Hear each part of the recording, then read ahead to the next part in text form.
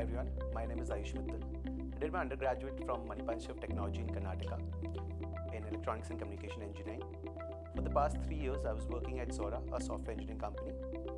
I decided to take my XAT examination a year before the examination was actually held in January.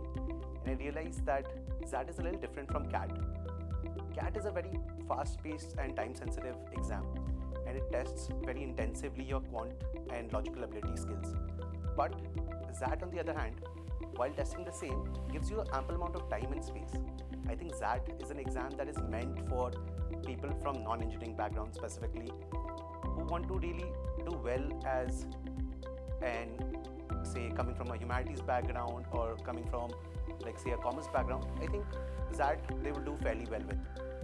So for XAT, I would start with the different sections. First is the quantitative ability and data interpretation section.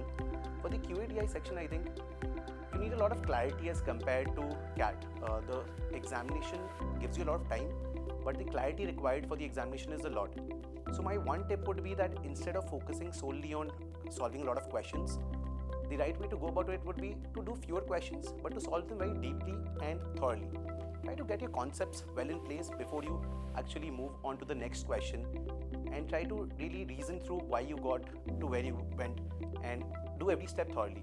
So that will be for the QADI part. Next comes the verbal ability and logical reasoning section. XAT again has a very different VALR section as compared to CAT. Here you have a lot more critical reasoning as compared to CAT, and you have other sections like poems, you have cartoons there. So the interpretation for it is really required in a different level. I think this is where I fared well in terms of I had a lot of reading experience before, and I think where a lot of you should focus if you want to do well in XAT, because next follows the decision making section, which also requires a lot of preparation in terms of your reading abilities.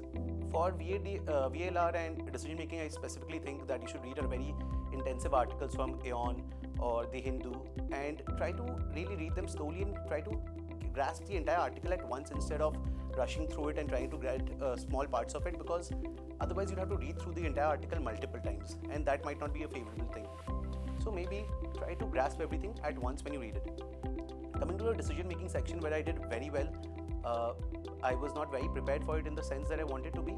I think that might have helped me because I did not develop any biases. For decision making section, the best way to go about preparing, I believe, would be to go through all the previous year's XAT papers, look at all the decision making sections over there, and try to backtrack what exactly is the examiner expecting from you. At a broader sense, if I would say, what really is expected of you is to be very ethical, because XLRI as a college really focuses on ethics. Second, what would be really important for you is to make sure that you're keeping all stakeholders in mind, having the broader picture and a long-term thinking. You should also be bold enough to make very difficult decisions. Always the safer option is not the right option. Overall, I think a lot of people are coming from giving CAT to giving XAT, and my one tip would be to slow down. Slow down your pace of preparation, slow down the number of questions you're giving, the mocks you're giving, or the past papers you're giving. Focus more on quality than quantity, because that's the difference here, that XAT as a paper is very holistic, a lot more qualitative than quantitative, and you really need to make sure that you have your thought process, your mind really in the paper. It's a long paper, it's a 3-hour paper, it's more of a marathon than a sprint like CAT. So make sure that you really have your head in the exam and giving it with a lot of consciousness and pace is controlled. Apart from that, overall I think you could do really well in XAT if you try to make sure that during the day of the exam or 2 days or 3 days before the exam, you're not very stressed.